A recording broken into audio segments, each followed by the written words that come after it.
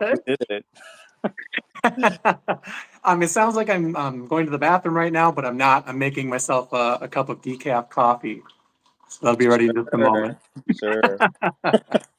Well, first of all, I want to say thank you, Shaun, for joining me this evening. This Yeah. is super exciting for me. We go way back. Went to high school together some years ago.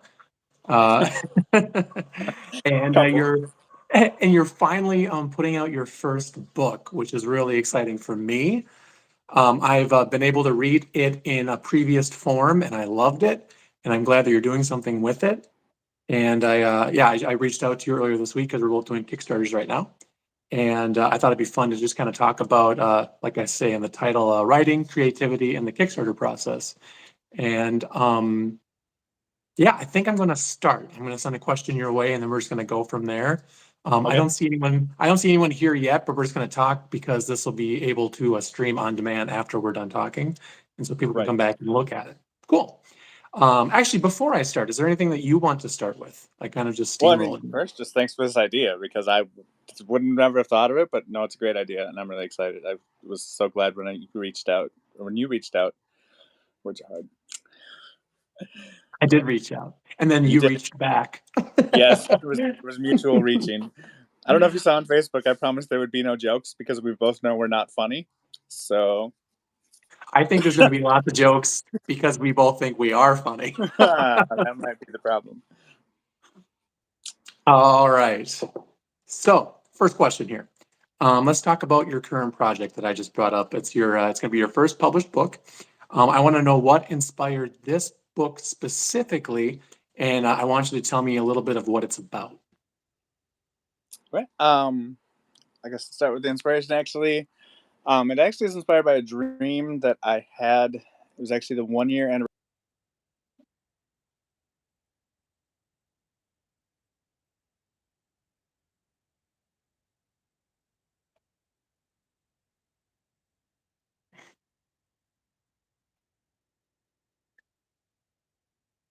Is the story is about family and grief.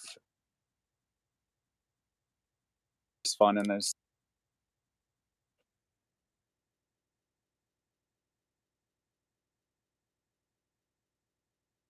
And then, so that was the inspiration. And then, what is the book kind of about? Like, give someone who has no idea about anything in this world, like, give them an idea of what your book is about.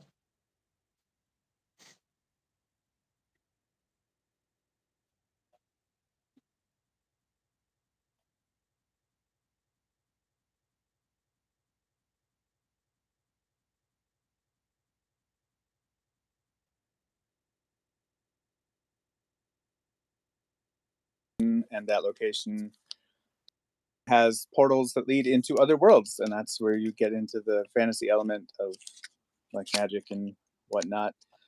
And so, a few of them go off and have adventures. Some stay behind, and things come to them, and just chaos ensues. As in all good fantasies, chaos Right. ensues.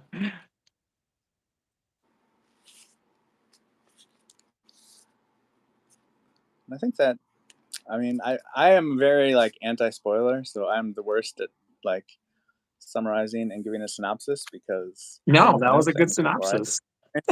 all right. I was just letting you Uh, fill in any other blanks that you wanted to because, say someone discovers your work through this video, I want you to give them enough to where they want to check out more, but not too much, like you said, because you're being, spoiler avoidant, if you will.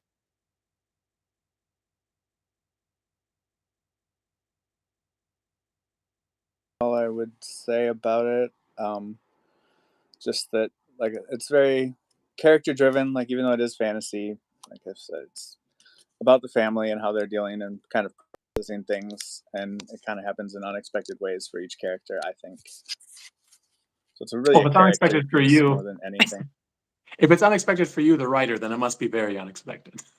If it's coming from your brain. If you're surprising yourself, then Oh, my brain surprises me all the time.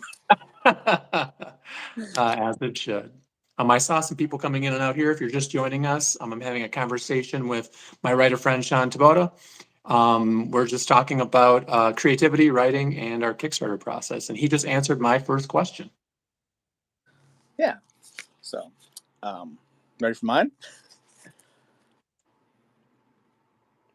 I'm getting a Yeah. delay from you. Do you want your first question? Oh, yeah. Oh, you asked me uh, if I was ready. I was waiting for it anxiously. oh, well, I was anticipating you it. were very ready. I was Um, very ready. so I started with Kickstarter. As someone who has utilized Kickstarter for some time, how do you feel the platform and the public perception of it have changed during that time? I think when I started using Kickstarter, it was 10 years ago, because that's how long I've been publishing. So 10 years ago was my first Kickstarter. I think from that time to now, a lot more people know what it is. At the time, people were not sure. Like when I tried to describe it to them, it kind of sounded like a scam. Like, give me your money and maybe I'll give you a book. It wasn't as ensconced in the pop culture as it is now. Because I mean, since then, people have funded movies with it. I remember when Veronica Mars got funded with a Kickstarter, and that was a big deal. Big authors like Brandon Sanderson last year had a massive Kickstarter where he raised like $1 million in a day. He actually contributed to everyone who was running that month, and I got some Brandon Sanderson money, which was awesome. And so he got thanked in my last two books too. But yeah, I think the perception of Kickstarter has grown a lot in that people understand what it's actually for. Um, I think the proliferation of other fundraising sites like GoFundMe have also like kind of like shined a light on ways that you can raise money online now. Something I really love about Kickstarter is that you have to set an amount and you have to reach it in order to get that money. I think it requires us to kind of look at what we're doing and make a artists aren't always very like objective minded. We have to for a second look at our project and think to ourselves, what is this actually going to cost? Like what like how can I actually get this to the people who maybe want to read it or see it or listen to it? So as an artist, like that's kind of helped me figure out how to actually create art to share with the public. And I think that's a pretty good answer to the question. Yeah. I might, since we're going with Kickstarter now, I might just skip ahead to my Kickstarter question for my number two. Um, that's my second bathroom joke Right. since we've logged on. I At least we have apologize, but all right. So this is your first Kickstarter. When I saw that pop up on my feed last week, I was very excited because it was kind of a surprise. You had been talking about it for a while. I would say years probably that you were thinking about doing this story, and then it finally just appeared.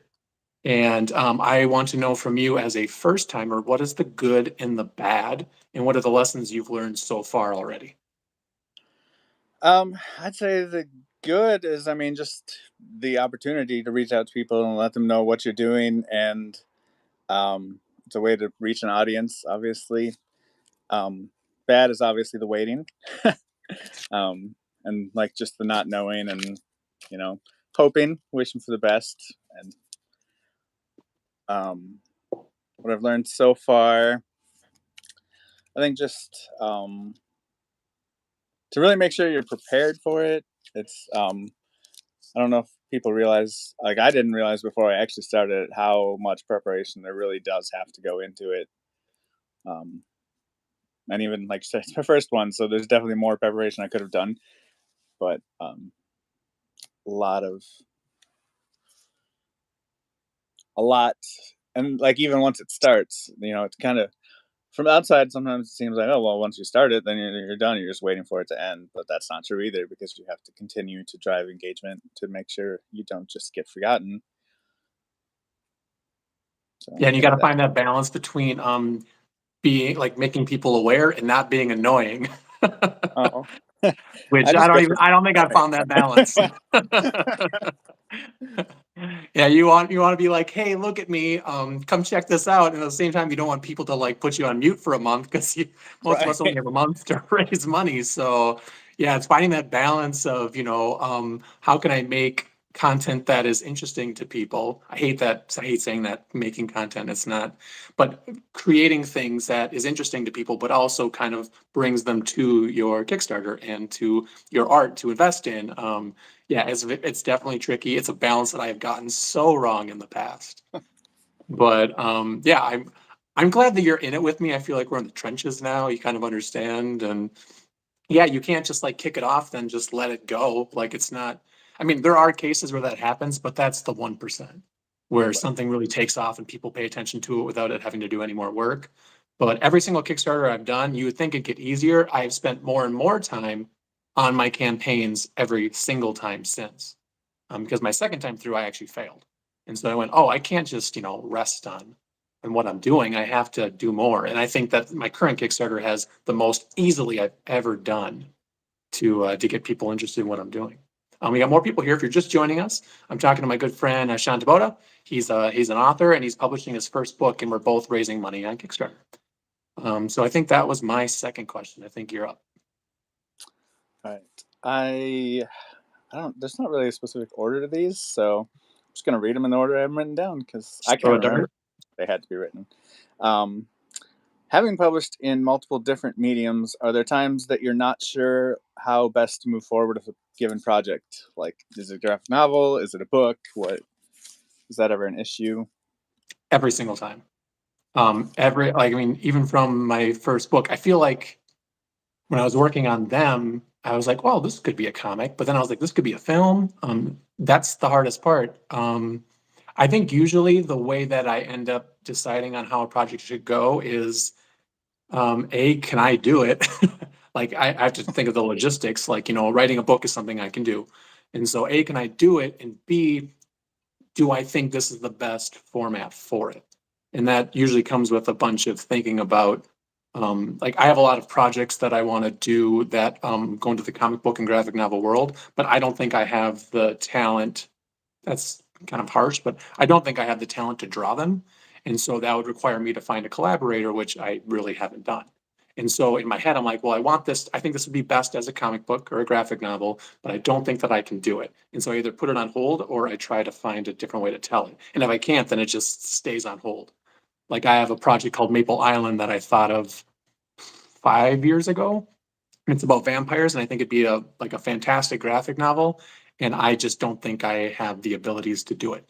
And so it's just been sitting like in a pile, and that's what it does. But something like The Weirdos or Brushfire, I'm like, this would be a great comic, and it also fits the style that I can draw. And so I feel like if it's just barely out of my reach, I can do some work and I can reach it. But if it's too far out, I stash it. I put it away, and hopefully someday I can accomplish it. But that's with my Kickstarter, I'm doing some animation, and I thought I don't know if I can do this all myself, so I reached out to my good friend Steve, and Steve and I are working together if we can get to that animation level. So I do have a partner in this, and that's definitely going to change things quite a bit. I'm really excited about it because I don't really collaborate a lot because it's kind of hard to find people to work with who kind of share a vision with you and want to put in the work. That's the biggest thing. A lot of times I've collaborated in my early life, and it was hard to find people who want to work because once you have to work, that's when things tend to fall apart. And so, yeah, I mean, I like to work, especially artistically. I like to do the next thing, and I like to tell stories, and that's what I've been doing.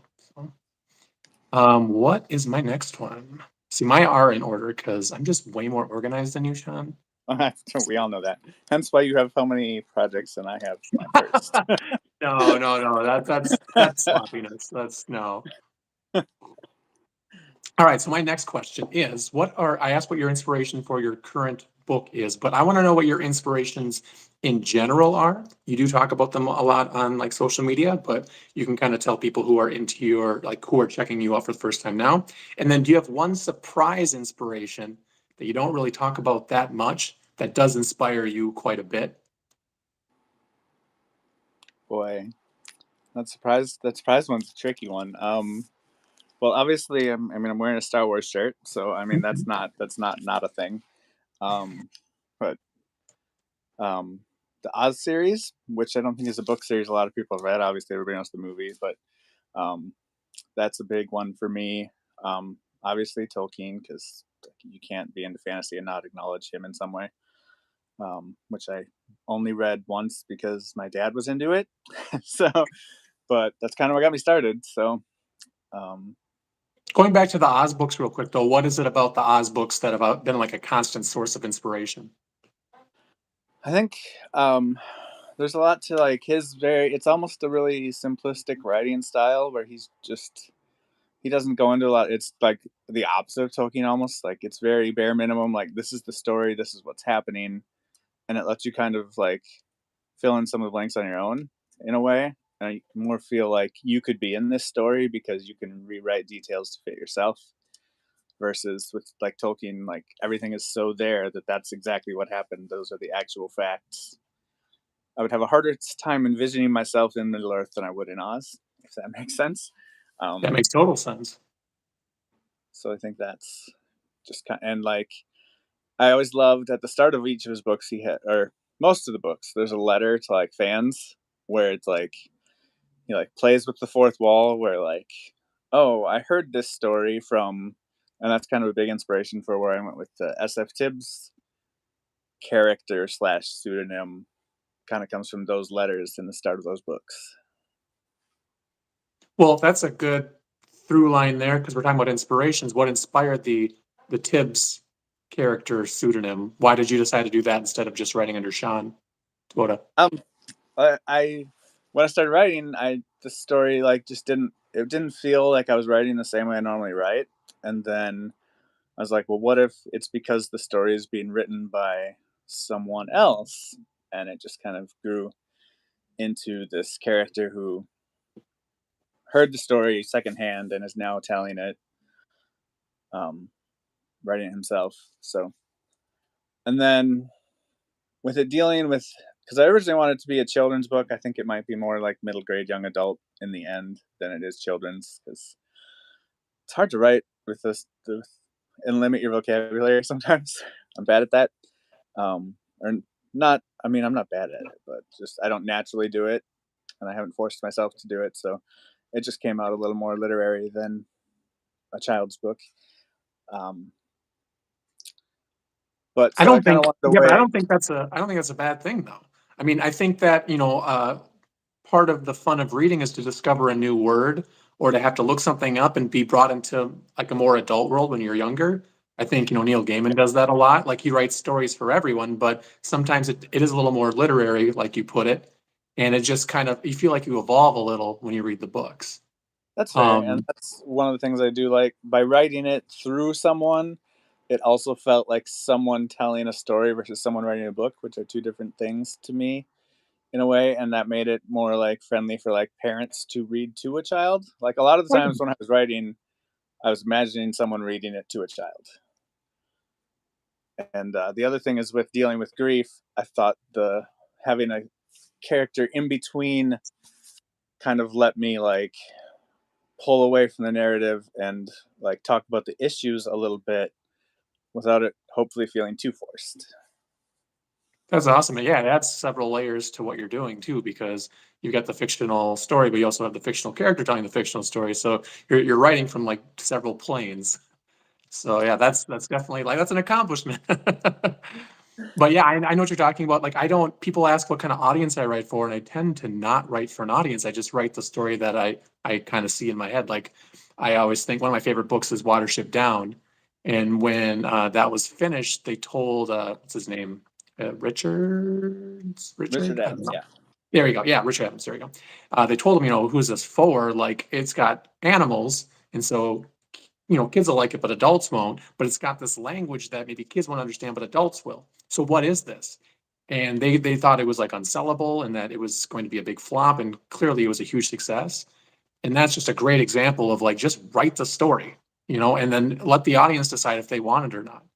That Yeah, I read that must have been 2020, the summer 2020. And I wrote Thea shortly after that. And Thea to me is a book like that to where I feel like most children would understand the story, but like Thea calls herself an asshole at some point. And so I have to warn parents there is some, salty language in here, but I wasn't writing it for kids. But at the same time, I feel like kids would get it. And if anything, like if I was a kid and I came across that part, I'd be like, this is really cool. This dog just said the word asshole. And yeah, I would have dug it as a kid. So not written for children, but I feel like the audience will find it. And a lot of people have found that book, which is really cool. And so yeah, I hope the same kind of thing happens to you where your audience just kind of finds it. Um, Same thing with the weirdos. We have a mutual friend, I don't want to call him out actually, but his daughter read the weirdos. And at the time she was he'd have to correct me, maybe 12 or 13 years old. And I don't recommend that. I mean, the very first word of the book is the F word. And so I don't recommend it for children at all. I'm very vocal about that, but he let her read it and she loved it. And I was, I was blown away. I was like, oh, what did she like about it? And he kind of told me. And yeah, it was about the characters, about the story. It was bigger than any specific audience. And I thought that was really cool. So yeah, you just write the story you want to tell, and you can't control what people are going to think of it. And Right. so yeah. So I definitely respect that perspective from you. I think you have your third question ready? Yeah, yeah. So you've said you wanted to be Walt Disney when you were young. Has that been an ongoing consideration as you've progressed as a creator? Like, that always been like a goal? Have you always tried to drive towards that, or is that just something that was kind of a childhood dream and it's still there, like you'd like to, but you're not necessarily working towards that specifically anymore? I think I'm working towards the ideal of Walt Disney. So not like, as you get older, you realize, oh, he's a pretty flawed dude. And I just recently read the 800-page biography on him, and that's the most I've ever. I mean, I've known a lot about him, but that's definitely the most I've ever learned about him. And you read it and you go, oh, that's great. I want to take that spirit. And then you read something else and you go, that's bad. I don't want to be that.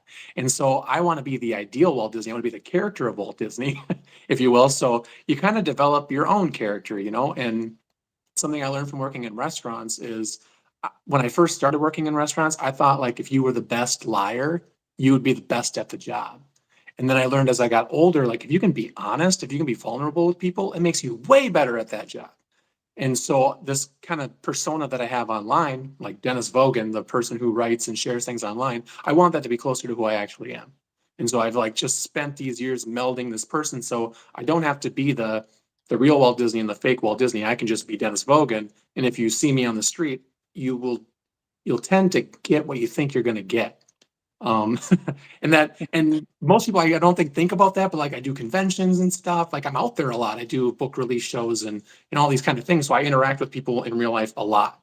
And so you got to think about like how you present yourself online and then how you are in real life. And of course, I have bad days. Of course, I make mistakes, and I do shit where later on I go, I wish I wouldn't have done or said that. But hopefully, I'm at a point where I'm kind of cognizant of what I'm doing, and I can make it better. But yeah, I don't want to be a character, I guess.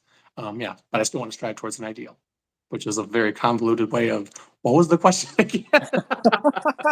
Do you still want to be Walt Disney? And I guess Yeah, I do. I want to be you the I very want well to be the answered. ideal of Walt Disney. I don't want to be the actual man Walt Disney. And there's a bunch more people here. So if you're just joining us live, my name is Dennis Vogen. I'm a writer. This is my good friend Shaun Thibodeau. He is also a writer. He's publishing his first book, and we're talking about writing, creativity, and our Kickstarter process. So thanks for joining us.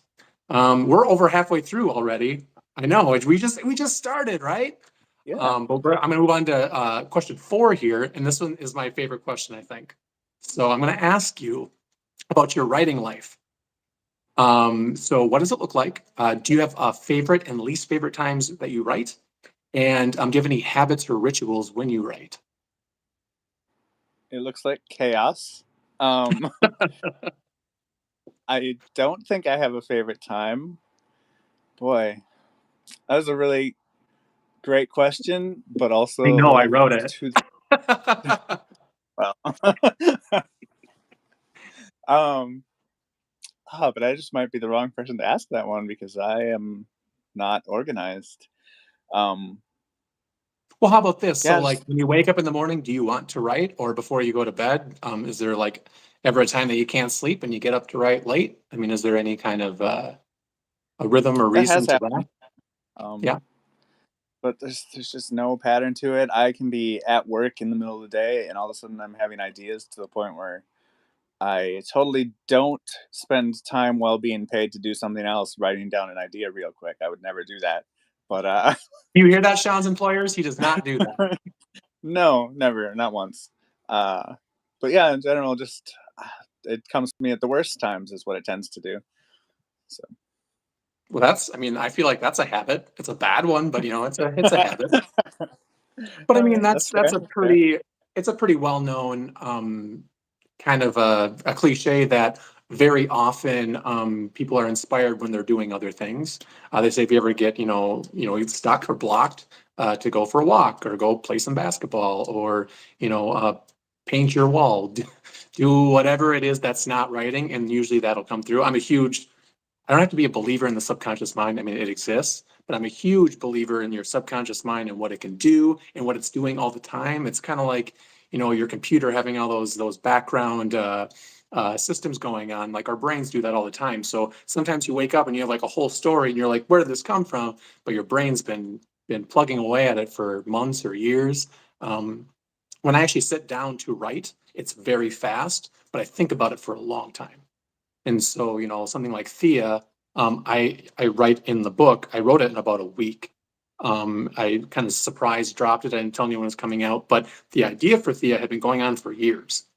I had this idea for a dog. The whole theme to it was very personal. It's a dog that was always running away, and the thing that she learned is how to stay.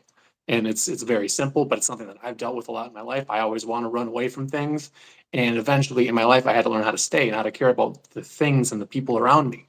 And so that idea with the dog was kicking around for a long time. And then finally it all came together one day, and I said, oh, I know what this is. And it combined with the year 2020. And so she's in the shelter, and everything that's going on in the shelter reflected the world in 2020. And so all these things came together at it was a perfect storm. And so I wrote it very quickly, but it didn't all happen in a week. And I try to tell that to people all the time because they're like, how do you release stuff so fast? And I'm like, it's not, that's what it looks like from the outside, but from the inside, it's a lot different. But that's just the way that I work. So I think question 4 from you. That sounds right. Um, I guess If it's this not, you can do question 7 or 12. I mean, I don't know how many questions you wrote I actually down. called this question X. Okay, question Is next. Perfect. has publishing your work changed your creative process? Has what? Publishing your work changed your creative process? Not really. I mean, I feel like every time I write something, I'm very egotistical. So every time I write something, I assume Yes. people are going to read it, which is not the case. But I think that even before anyone read anything that I wrote, I always assumed that people were going to read it. So I always have readers in mind. Again, I don't have like a specific audience or anything, but I always imagine people are going to read it. So I don't think publishing has really changed that. I do hear criticisms, and sometimes I think that is a good criticism, and it plays around in my head, and I find ways to work it into what I do. And sometimes I hear criticisms, and it's bad. Like it's just bad. It's You can find the root of what they actually mean, and it's usually something that's not it's not a pleasant look. And I think that it takes a while, but you can kind of distinguish between those two things. And so I think the biggest thing that once you start publishing stuff, you get criticisms, and being able to distinguish which ones are helpful and which ones are hurtful, sometimes intentionally, sometimes subconsciously, to bring that back. Yeah, like distinguishing that, I think I've learned how to do better since I started publishing for people at large, whatever that looks like when you self-publish. It's not millions of people, but it's hundreds, and sometimes they're a vocal group. I still see some people here. Hi, everyone. If you're just joining us, though, you're watching a live conversation between two writers. It's me, Dennis Vogen, and my good friend, Shaun. We're both doing a Kickstarter to release some more work, his first work. And speaking of Kickstarter, my 5th question is your future goals. And so that's kind of a 2-part question. I want to know what your future goals for the series are, because I know you've said several times this is a series. And what are your future goals in general? My future goals with this series, there's a couple more books like directly related to this one, like direct sequels. But then with the narrator being kind of a separate character, I also want to just continue spinning off with him telling other stories that aren't necessarily connected in any way other than the same narrator, essentially. And actually, one weird idea that I keep kicking around is actually taking this narrator and essentially rewriting the Oz series because they are public domain and I think they still have value, but they're also over 120 years old. So I just thought it'd be fun to see if I could do something writing basically the same story that someone else already wrote, but through a different voice. But and that's kind of where I'm at with this series. Then there is at least two other fantasy series that I would probably publish under my own name because they're more traditional, high fantasy, creating whole new worlds kind of thing. Um, One of them has, elves and dragons and things, and the other is more original creations. And then I also have a few things I've been kicking around since high school or longer that are just like real world drama. And so that's something I'd eventually like to also publish. So basically just a lot of books that are in various states of completion that I'd like to get finished and get out there because that's what you need to do with them eventually, or what's the point? Yeah, absolutely. So hold on, real world drama. Like what?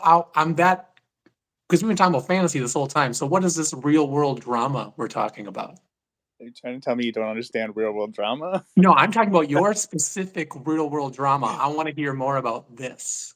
It started. It's I started it. I can't remember if it was for a class or not, but it was in high school, and it's just a kid whose friend is actually killed by a drunk driver. It's just kind of the kickoff event of the whole story.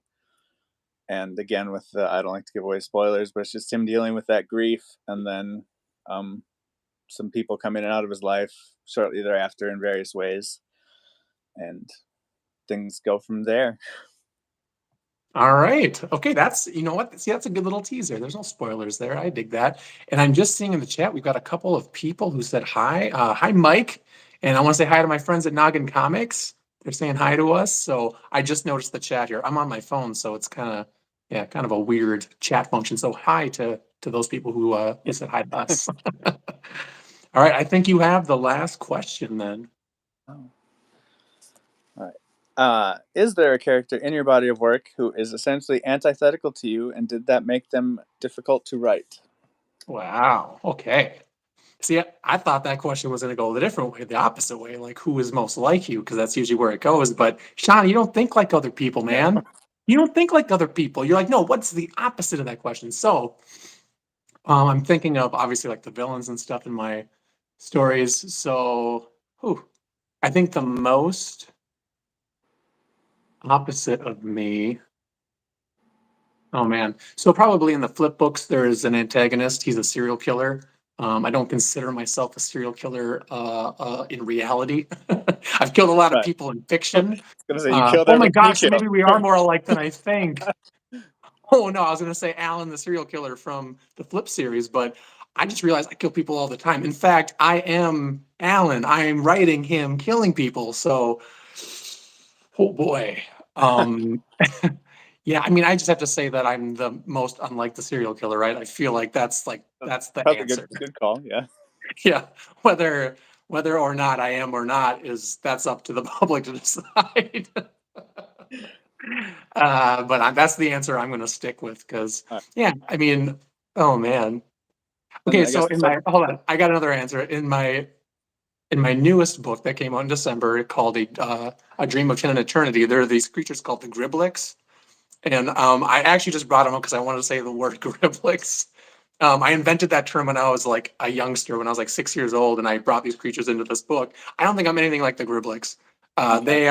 They're actually like insane, but they're kind of like Yoda to where they're wise too, you know? So they say and they scream crazy things, but they actually like they make sense if you're paying attention. So I don't am I that? I don't think I scream and make sense. I just think I do one of those things.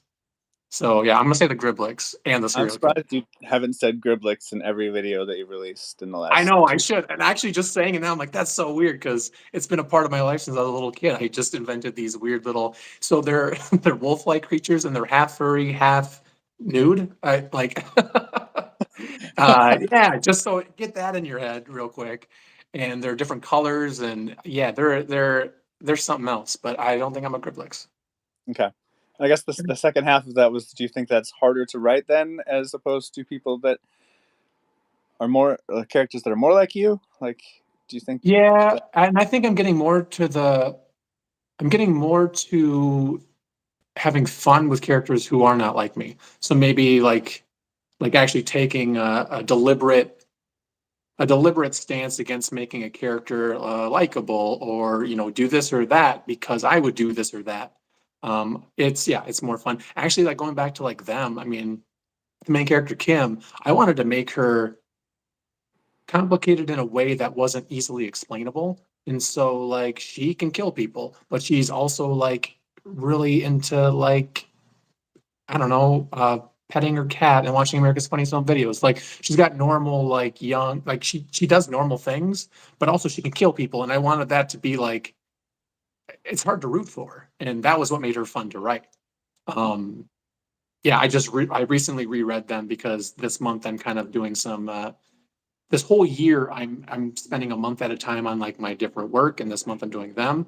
And so I reread it, and I'm kind of going behind the scenes on creating that book. But yeah, Kim is just a I knew that I wanted to write her as someone who was very complicated. And it's funny because I'm going to review a review. The first time I ever got reviewed by like a real publication was the Faribault Daily News. They reviewed them. And I'm going to review that review 10 years later and just see how accurate it is. And one of the things they pointed out is, she didn't really have like a clear motive. And that upset me because I'm like, how many action movies have you seen where the dude is just kicking ass, but he doesn't really have a reason why? The John Wick series, I think, is a great example to where the guy's dog got killed. That's no reason to go on a murderous rampage. It really isn't. And I know the dog symbolizes other things, so don't come at me in the comments. But Or it's just do. weird. Yeah, it's just weird that, John Wick can go on this murderous 4 movie spree based on the death of his dog, but like Kim's parents get taken from her and she starts killing what she thinks are aliens. And people are like, well, what's her motive? And I'm like, well, I gave you one. And does she need one? I mean, she's complicated. So yeah, So I what think it's fun to you say is find. that you might be like a serial killer, and do people need reasons to kill people? That's what we're taking away here. Yeah, I guess that's a bad look. So this will be on Dateline. They'll be like, "He admitted everything right here," and I'll be like, "No, this is out of context. We're talking about fictional characters here, and we're both fiction writers. So get it straight, Dateline." All right. Well, I think we've gone through all 5 of our questions. I don't know. Is there still a chat Yep. going on? Does anyone have any questions that are like kind of hanging out in the chat? I don't know. Yeah, I can see the chat now. So if you guys have any questions, feel free in the next like, I don't know, 60 seconds to ask them. And I think that either one will answer. Oh, here we go. Ryan Knott. All right. He says it's hard to top great works of art like the adventures of Fluffy. Oh man, that's great. That's a good callback. On a real note, congrats guys. Keep up the hard work. Can't wait for future projects. Yeah, so Ryan and I used to like we filmed a lot of like videos back in high school and stuff, and we actually filmed. I had a stuffed dog named Fluffy, and we would film adventures of this stuffed dog, and that's a good callback, Ryan. So thank you for bringing that to the chat. Fluffy, I still have Fluffy, by the way. He's in a bin in my closet, and so maybe I'll bring back Fluffy someday. An adventure Um, of them, I guess. yeah, I mean, Fluffy's still kicking. I mean, Harrison Ford is what? He's 103 years old. He's going back as Indiana Jones. So I think Fluffy could Is make a that all? comeback. Just Yeah. 103? Yeah. He's gonna live forever. He better live forever. All right. Well, thanks for the question, Ryan. Does anyone else have a question at all? You're good. Let's talk about our projects then to kind of end this thing. And Yeah. yeah, and then we can move on. So you go ahead. Uh, so my project, the title of the book is Mad Uncle McGillicuddy's Secret Imagination Explorer, which is a mouthful. Um, Yeah, it's uh, um, it is about a young family and their adventures in a new home that happens to have portals to other worlds that some of the kids leave through. Some things come through the portals. Just kind of causes some adventures and some headaches. That's basically the gist of that. and how much are you So trying to raise? I am trying to raise $10,000. Yeah. I want to do some professional design on the book because I want it to look nice. I can do a lot myself, but there's a lot of stuff I can't necessarily do as well as other people can. And then at the highest tier, I would like to have a really fun launch party with it being my first book. I really want to celebrate its release with people that helped make it happen. So, a portion of the money would go towards that. as well. Well, that's awesome. So yeah, you can check his Kickstarter out. And then my Kickstarter is called Sleeping Kitty Stretches. My base goal is $2,000, and I want to raise that to put out 2 graphic novels. One is called Brushfire Wave 2. It is the sequel to last year's Brushfire Wave 1, and it's the prequel to next year's Brushfire Wave 3. It's a trilogy. And then my second one is my second graphic novel that I want to release is called JoJo's Time Machine. And JoJo is the character that I created back in high school, and he lives in a place called Bio City. It's a floating city, and he runs a cafe, but his passion is inventing, and so he has an opportunity to use his time machine to make some money to keep his cafe afloat, and that's the basic premise of the book. So yeah, so JoJo's a new character for everybody else, but it's an old character for me. He's been around for most of my life, and I'm really excited to kind of bring him to a bigger audience. Beyond the $2,000 for the 2 graphic novels, I do have stretch goals. I want to start an animation and audio studio within Sleeping Kitty Productions, which is like my production company. And so if we had 3,500, we're going to do a short animated film, and we're also going to do an audio book. And then if we keep going, we have $5,000 and $6,000 stretch goals, and we're going to do 2 or 3 animated films and 2 or 3 audiobooks. And so we're going. I think right now we're about 20% funded, so there's a lot to do there.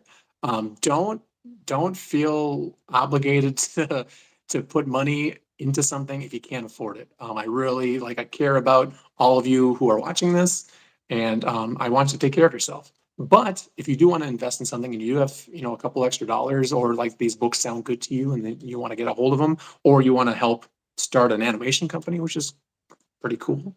Yeah, I definitely recommend checking us out. And so that's my Kickstarter, and Shaun talked about his. I think that's it. Is there anything you want to add before we wrap this whole thing up? Um, Other than, if you haven't, since we just talked about JoJo and your Kickstarter, if anyone hasn't watched Dennis's Kickstarter video, you can meet JoJo, and it's a worthwhile experience. I'm glad you think so. And I was talking about this today. That's the debut of JoJo, like those couple of lines he says. So yeah, that's like kind of like my Steamboat Willie, going back to the Walt Disney reference, like, and that'll be the moment like, oh yeah, JoJo made his debut in a Kickstarter video. He says like 3 lines and that was it. So if he ever, becomes the mascot of a theme park someday, it's gonna go all back to that video. All right. Well, I appreciate you taking your time and talking to me today. I had a blast. I love talking to other creative people. I love talking to my friends. So I hope other people got something out of this. I hope future people get something out of this. And if you guys have any questions or anything, feel free to reach out to us. Questions about our work or just questions about yours. I mean, I know I'm more than happy to talk to people about stuff they're working on, and anything I can do to help, I'm down. So, yeah. This is very true. He's listened to me about this project for longer than it should have been. But And look at now it's here. There's no yeah, there's no time limit to these things except for when you die, and you're still oh, alive. So someone you else. have not, Can yeah, you have so, not missed the time limit. And I'm glad you're still alive. I'm glad you're here. yes. All right. Well, thanks everyone for watching, and yeah, check out our projects, and mwah, all my love. Mwah, mwah, mwah.